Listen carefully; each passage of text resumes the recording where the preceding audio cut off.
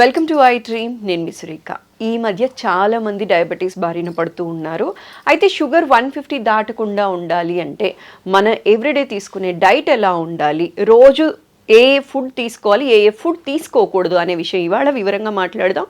ఈరోజు మనతో పాటు ఉన్నారు ప్రముఖ నాన్ సర్జికల్ ఆయుర్వేదిక్ డాక్టర్, సురక్ష ఆయుర్వేదిక్ క్లినిక్ ఫౌండర్ డాక్టర్ పూర్ణ రాజేశ్వరి గారు. వారితో మాట్లాడదాం. నమస్కారం అమ్మ. నమస్తే అమ్మా. ఎలా ఉన్నారు? బాగున్నాను, థ్యాంక్ యూ. అమ్మ, జనరలీ ఏంటి అంటే షుగర్ 150 దాటకుండా ఉండటం కోసం చాలా కష్టపడుతూ ఉన్నారు. చాలా మంది డయాబెటీస్ బారిన పడిన వాళ్ళందరూ కూడా తగ్గించడానికి చాలా కష్టపడుతూ ఉన్నారు. అసలు డయాబెటీస్ బారిన పడకుండా ఉండాలి అంటే 150 దాటకుండా ఉండాలి అంటే ఎవ్రీడే ఏ ఫుడ్ తీసుకోవాలి, ఏ ఫుడ్ తీసుకోకూడదు? అంటే జనరల్గా ఏంటంటే డయాబెటీస్ అనేది ఈ రోజుల్లో పెద్ద ఒక రకమైనటువంటి శాపం అనుకోవాలి. పాత రోజుల్లో ఏంటంటే తిండి లేక చాలా కరువులో ఉండి చాలా ఇబ్బందులు పడుతుండే, క్షామంలో ఉండి చాలా ఇబ్బందులు పడుతుండే వాళ్ళం మన భారతీయులు. ఇప్పుడు ఏంటంటే చాలా కష్టపడి ఆర్థికంగా బలపడ్డాం, కానీ ఆరోగ్యపరంగా చాలా బలహీనం అయిపోయాం. దానికి ఎగ్జాంపుల్ ఏంటంటే మనకు వస్తున్న diabetes, hyper tension, main problems, life style disorders అంటారు వీటిని. అలాంటివి చాలా ఉన్నాయి మనకి. ఆస్మా కానీ, ఒబిసిటీ కానీ, ఇవన్నీ చాలా వస్తాయి. అవన్నీ నెక్స్ట్. కానీ ఫస్ట్ అండ్ ఫార్మోస్ట్ డయాబెటీస్ అనమాట. ఎందుకంటే తినడానికి ఉండదు, ఏం తినడానికి ఉండదు. ఏది తినాలన్నా నోట్లో పెట్టుకోవాలంటే భయంగా తినవలసి వస్తుంది. కొంతమంది చాలా స్ట్రిక్ట్గా ఫాలో అయిపోతారు, ఇంకా వాళ్ళకి తినడానికి ఏం ఉండదు అనమాట. అసలు అంత డ్రై ఇదిలో ఉంటారు, అంటే కరువులో ఉన్నట్టుగా, ఉపవాసంలో ఉన్నట్టుగా ఉంటారు అనమాట. అందుచేత కొంచెం ప్రణాళికాబద్ధంగా ఆహారాన్ని వాళ్ళు ప్లాన్ చేసుకుంటే మంచిగా ఆరోగ్యంగా తీసుకోవచ్చు. టేస్టీ ఫుడ్ కూడా తీసుకోవచ్చు. ఓకే. అంటే జనరల్ టేస్టీ ఫుడ్ అంటే ఎలాగో అనారోగ్యకారకం అని చెప్పేసి వాళ్ళు భయపడతారు, కానీ ఇంట్లోనే కొన్ని టేస్టీ ఫుడ్స్ కూడా మనం చేసుకోవచ్చు. ఇందులో కొంచెం వీలైనంత వరకు చెప్పడానికి ప్రయత్నించేద్దాం. సో ముఖ్యంగా ఏంటంటే వాళ్ళు ప్లాన్ చేసుకోవాల్సిన ఆహారంలో క్యాలరీస్, కార్బోహైడ్రేట్స్ అందరూ చెప్పేది తగ్గించేసేది అనేది చాలా ఇంపార్టెంట్. తర్వాత ఏంటంటే ప్రోటీన్స్ ఎక్కువగా ఉండాలి. తర్వాత అందరూ చాలామంది పట్టించుకోని విషయం ఏంటంటే పీచు పదార్థాలు ఎక్కువ తీసుకోవాలి. సో ఫైబర్ రిచ్ ఫుడ్, పీచు పదార్థాలు ఎక్కువగా ఉండే ఆహారం తీసుకోవడం వలన డయాబెటీస్ని మనం మేనేజ్ చేసుకోవచ్చు. డయాబెటీస్ తగ్గడం అనేది ఏమి ఉండదు, మేనేజ్మెంటే. మనం మేనేజ్మెంట్ని కరెక్ట్గా మేనేజ్ చేసుకోగలిగితే చాలు అనమాట. అది చాలు. మెడిసిన్స్ ఎక్కువ వాడకుండా, మెడిసిన్స్ వీలైతే లేకుండా కనుక డయాబెటీస్ని మనం మేనేజ్ చేసుకుంటే మోస్ట్ సక్సెస్ఫుల్ పర్సన్ అని చెప్పేసి మనం అవార్డు ఇవ్వచ్చు అనమాట. లేకపోతే ఏంటంటే ఇన్సులిన్ డిపెండెన్సీ అవుతుంది, మెట్ఫార్మిన్ విపరీతంగా వాడుతున్నారు, గ్లైసిఫేజ్ మెడిసిన్స్ విపరీతంగా వాడుతున్నారు, ఇంకా స్ట్రాంగ్ మెడిసిన్స్ కూడా వాడవలసి వస్తుంది. ఆ మెడిసిన్స్ వల్ల సైడ్ ఎఫెక్ట్స్ చాలా ఎక్కువ ఉంటాయి, భయంకరమైనటువంటి సైడ్ ఎఫెక్ట్స్ ఉన్నాయి. కాబట్టి అవి తక్కువగా వాడుకునేలాగా మన డైట్ ప్లాన్ అనేది ఇంపార్టెంట్. మీరు అడిగిన డైట్ ప్లాన్ చాలా అవసరమ్మా. At the same time exercise plan కూడా చాలా అవసరం. ఎక్సర్సైజ్ అనేది మోస్ట్ ఇంపార్టెంట్. థర్డ్ ఫ్యాక్ట్ ఏంటంటే స్లీపింగ్ హ్యాబిట్స్. సో ఆహారం, వ్యాయామం, నిద్ర, ఈ మూడు కనుక కరెక్ట్గా ప్లాన్ చేసుకుంటే, ఆయుర్వేదంలో ఏంటంటే ఒక శరీరం మనిషి ఆరోగ్యంగా ఉంటారంటే త్రిస్తంభాలు అంటారు. త్రిస్తంభాలు ఏంటంటే ఆహారం, వ్యాయామం, నిద్ర. ఈ మూడు కరెక్ట్గా మేనేజ్ చేసుకుంటే ఎటువంటి వ్యాధులు రాకుండా ప్రివెంటివ్ కేర్గా మనల్ని మనం హ్యాపీగా ఉంచుకోవచ్చు, హెల్దీగా ఉంచుకోవచ్చు. అట్ ది సేమ్ టైం వ్యాధులు వచ్చినా కూడా మన మేనేజ్మెంట్ అనేది ఈజీగా ఉంటుంది అనమాట. సో దానికి ఏంటంటే ముందు ఫస్ట్ పాయింట్ డైట్ గురించి చూద్దాం. డైట్లో ఎర్లీ మార్నింగ్ లేచిన వెంటనే మంచినీళ్ళు తాగడం అనేది ఫస్ట్ స్టెప్. వీలైతే గోరువెచ్చటి నీళ్ళు తాగడం. తర్వాత సెకండ్ పాయింట్, రాత్రి కొంచెం పడుకోబోయే ముందు కొంచెం మెంతులు, జీలకర్ర, ధనియాలు నానబెట్టేసుకుని ఉదయం ఫస్ట్ డోస్గా మంచినీళ్ళు తాగడం అయిపోయాక 7-8 మధ్యలో ఈ నీళ్లు తాగేయడం అనేది ఇంపార్టెంట్. తినగలిగితే నమిలేసేసి మింగేసేయచ్చు. మెంతులు కానీ, ధనియాలు కానీ, జీలకర్ర నమిలి తినడం అంటే కొంచెం కష్టంగా ఫీల్ అయ్యేవాళ్ళు జస్ట్ ఆ వాటర్ తాగినా కొంతవరకు బెనిఫిట్ ఉంటుంది. ఒకవేళ తాగలేకపోతే దాంతో కొంచెం డికాక్షన్ లాగా, టీ లాగా పెట్టేసేసుకుని అందులో కొంచెం అల్లం ముక్క కూడా వేసుకుని, కొంచెం దాల్చిన చెక్క కూడా యాంటీ డయాబెటీస్గా బాగా పనిచేస్తుంది. వేసుకుని తాగడం అనేది ఒక టీ లాగా అనమాట. అంటే మామూలు మనం తాగే టీ పౌడర్తో టీ కాకుండా ఇలా టీ లాగా తాగేయచ్చు గోరువెచ్చగా. తర్వాత 9 లోపల బ్రేక్ఫాస్ట్ ఏంటంటే ఇడ్లీ లాంటివి సాఫ్ట్ ఫుడ్స్ కామన్ అని కదా, ఇడ్లీ కానీ, ఉప్మా కానీ అలాంటివి. సో ఇడ్లీ మామూలు ఇడ్లీ. ఉప్మా మాత్రం బొంబాయి రవ్వ ఉప్మా కాకుండా మొక్కజొన్న రవ్వ ఉప్మా కానీ, లేకపోతే ఎల్లో కలర్లో ఉంటుంది ఒక రకమైన రవ్వ, బన్సీ రవ్వ అంటాం, అది కానీ, లేకపోతే గోధుమ రవ్వ ఉప్మా కానీ, ఏదైనా ఎక్కువ క్వాంటిటీ కాకుండా ఒక 2 to 3 ఇడ్లీస్ సైజ్ అయితే, అలా మామూలుగా 4 ఇడ్లీస్ తినేవాళ్ళు 3 ఇడ్లీసే తీసుకోవాలి. దాంతోపాటుగా ఏంటంటే వెజిటబుల్ సలాడ్ కానీ, వెజిటబుల్ సూప్ కానీ తీసుకోవాలి. అంటే ముఖ్యంగా క్యాబేజ్ ఫైబర్ బాగుంటుంది కాబట్టి క్యాబేజ్ బాగా తీసుకోవచ్చు, క్యారెట్ వేసుకోవచ్చు, బీన్స్ వేసుకోవచ్చు, ఇంకేదన్నా మనకు అవకాశం ఉంటే వేసుకుని అవన్నీ ఉడకబెట్టేసేసుకుని అది కొంచెం ఉడకనివ్వాలన్నమాట. కొంచెం ఒక 5 minutes ఉడికాక అది వడకట్టుకుని సూప్ లాగా తాగేయచ్చు, లేదా సలాడ్స్ లాగా తీసుకోవచ్చు. అందులో టేస్ట్ కోసం కానీ కొంచెం ఉప్పు వేసుకోవచ్చు, కొంచెం నిమ్మరసం కూడా వేసుకోవచ్చు, కొంచెం మిరియాల పౌడర్ కూడా వేసుకోవాలి. మిరియాల పౌడర్ కూడా డయాబెటీస్కి మంచిది కాబట్టి అలా తీసుకోవచ్చు. అది బ్రేక్ఫాస్ట్ టైంలో, అంటే ఇడ్లీ క్వాంటిటీ కొంచెం తగ్గించుకుని ఆ ప్లేస్లో సలాడ్స్ తోటి ఫిలప్ చేసుకున్నాం అనమాట. అది ఒకటి. నెక్స్ట్ 11 o'clock ఆ టైంలో ఆఫీస్కి వెళ్ళినా పక్కన ఒక బాటిల్లో మజ్జిగ చేసుకుని పట్టుకెళ్ళాలి. ఆ మజ్జిగ కూడా ఏంటంటే రాత్రిపూట ఒక 1/2 liter పాలు తోడుపెట్టేటప్పుడు అందులో ఒక 2 స్పూన్లు మెంతులు వేసేసి తోడుపెట్టేసేయాలి. సో మెంతుల్లో ఉండేటువంటి యాంటీ డయాబెటిక్ యాక్షన్ అంతా కూడా ఆ పెరుగులోకి వచ్చేస్తుంది. సో మళ్ళీ పెరుగు వాడకూడదు, పెరుగు వల్ల కూడా డయాబెటీస్ పెరుగుతుంది. మజ్జిగే వాడుకోవాలి. సో మజ్జిగ చేసేసుకుని ఒక బాటిల్ నిండా పోసుకుని ఎక్కడికి వెళ్తే అక్కడికి మనం తీసుకెళ్ళిపోవచ్చు. మధ్యాహ్నం 11 o'clockకి ఒక 250 ml మజ్జిగ తాగేసేయాలి. 1 o'clockకి లంచ్ ఏంటంటే మనం మామూలుగా వైట్ రైస్ అనేది మోస్ట్ కామన్ కదా. White rice, white sugar, white salt, white packet milk, maida, ఈ 5 కూడా white poisons. Okay. 5 white poisons వల్ల డయాబెటీస్ మల్టిప్లై అవుతుంది అనమాట. సో ఈ 5 కూడా తీసుకెళ్ళి కాశీలో వదిలేయాల్సిందే డయాబెటీస్ పేషెంట్స్. సో ఈ 5 వైట్ పాయిజన్స్ వదిలేస్తే సగం శని వదిలిపోయినట్టు అనమాట.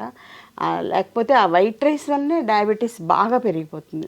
సో వైట్ రైస్ ప్లేస్లో మనం ఏంటంటే బ్రౌన్ రైస్ తీసుకోవచ్చు, లేకపోతే నవరార ధాన్యం అని తీసుకోవచ్చు, లేకపోతే రాజముడి ధాన్యం అని చెప్పేసి ఇప్పుడు చాలా వస్తున్నాయి. ప్రకృతి వైద్యం ద్వారా వచ్చేవన్నీ కూడా ఆర్గానిక్లో రైస్వే చాలా వస్తున్నాయి. ఒకవేళ అవన్నీ దొరకకపోయినా జొన్నలు వాడుకోవచ్చు, జొన్న రవ్వ ఉప్మాలాగా చేసుకొని తీసుకోవచ్చు, లేకపోతే గోధుమ రవ్వ ఉప్మా తీసుకోవచ్చు. అలా వీటికి ఆల్టర్నేటివ్స్ తీసుకుంటూ వీక్లీ ట్వైసే బ్రౌన్ రైస్ తినాలి. ఏ రైస్ అయినా వీక్లీ ట్వైసే. మిగిలిన రోజులన్నీ కూడా గోధుమ రవ్వ కానీ లేకపోతే జొన్న రవ్వ కానీ ఇలాంటి వాటితోటి అన్నంలా వండుకోవడం, ఏదో ఒకటి అలా ప్రిపేర్ చేసుకుని తీసుకోవాలి. కానీ కర్రీస్ మాత్రం బాగా తీసుకోవాలి. ముఖ్యంగా పప్పు కంపల్సరీగా ఎవ్రీ డే లంచ్లో ఉండాలి. పప్పు ఆకుకూర కానీ, పప్పు మునగాకు కానీ, ఏది వీలైతే అది. టేస్ట్ కోసం పప్పు, మామిడికాయ కానీ ఎలా వీలైతే అలాగా కందిపప్పు కంపల్సరీ తీసుకోవాలి. వారానికి ఒకసారి శనగపప్పు కూడా తీసుకోవచ్చు. ఓకే. అలా శనగపప్పును మనకి క్యాబేజ్ కర్రీస్ ఎలా చేసుకుంటాం కదా, అలాంటివన్నీ తీసుకోవచ్చు.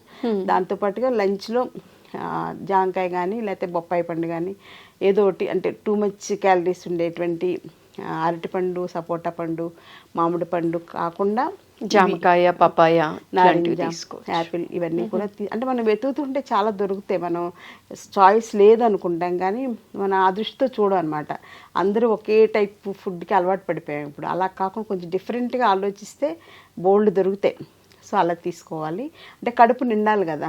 ఇప్పుడు మామూలుగా ఏదైతే అన్నమే చక్కగా ఇంత అన్నం పచ్చడి వేసుకుని, ఇంత అన్నం పప్పు వేసుకుని, ఇంత అన్నం పులుసు వేసుకుని, ఇంత అన్నం పెరిగేసుకుని తింటే కడుపు హాయిగా నిండుతుంది. వైట్ రైస్ కదా, షుగర్ కూడా అలాగే మల్టిప్లై అయిపోతుంది.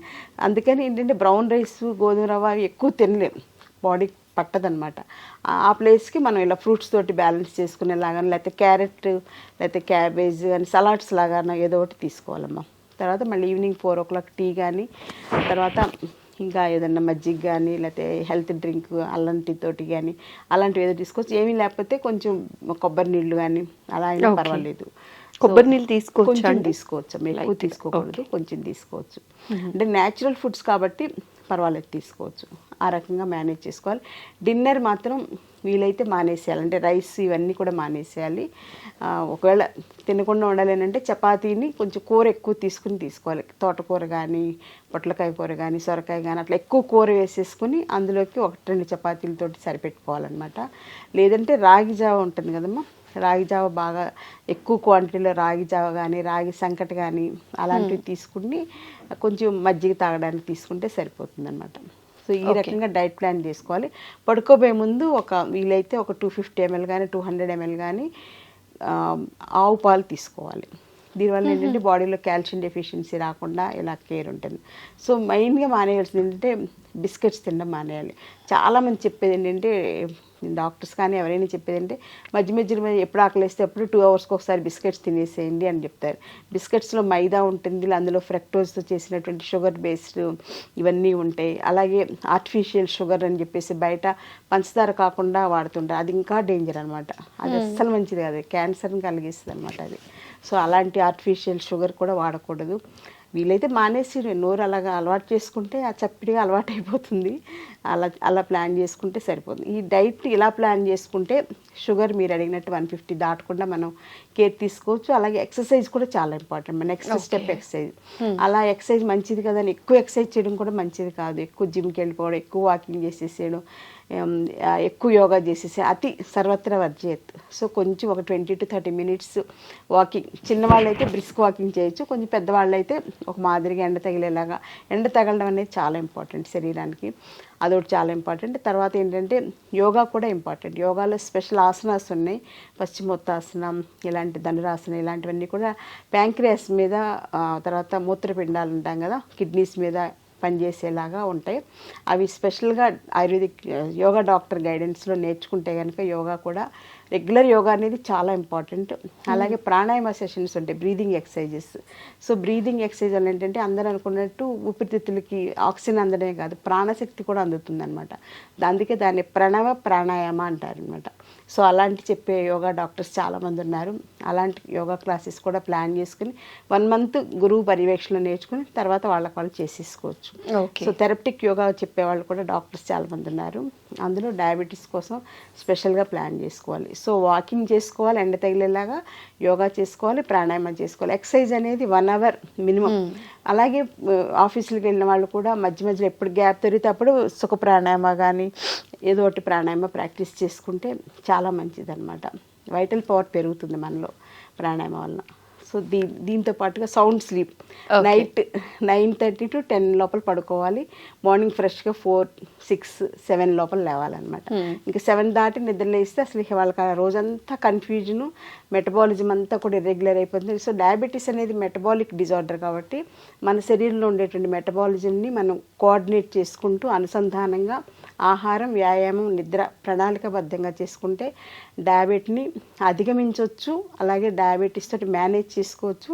డయాబెటీస్ వల్ల సో మెనీ కాంప్లికేషన్స్ వస్తాయి అన్నమాట. అంటే ముఖ్యంగా రెటినోపతి, నెఫ్రోపతి, న్యూరోపతి, ఇలాంటి కార్డియోపతి, ఇలాంటివన్నీ రాకుండా మనల్ని మనం కాపాడుకోవాలంటే మీరు అడిగినట్లుగా షుగర్ లెవెల్స్ ఫాస్టింగ్లో 150 80% దాటకుండా కేర్ తీసుకోవాలి. అలాగే కొంచెం టేస్టీ ఫుడ్స్ కూడా ఇంట్లో చేసుకోవచ్చు. మనం సపోజ్ బయట చెత్త బిర్యానీ తింటూ ఉంటారు, అలా కాకుండా మనం ఇంట్లో వెజిటబుల్ బిర్యానీ, ఎక్కువ క్యాబేజ్ ఇవన్నీ ఎక్కువ వేసి, క్యాబేజ్ కానీ క్యారెట్ కానీ ఇలాంటివన్నీ వేసుకొని, బీన్స్ ఇవన్నీ ఎక్కువ వేసుకోవాలి, కొంచెమే రైస్ వేసుకోవాలన్నమాట.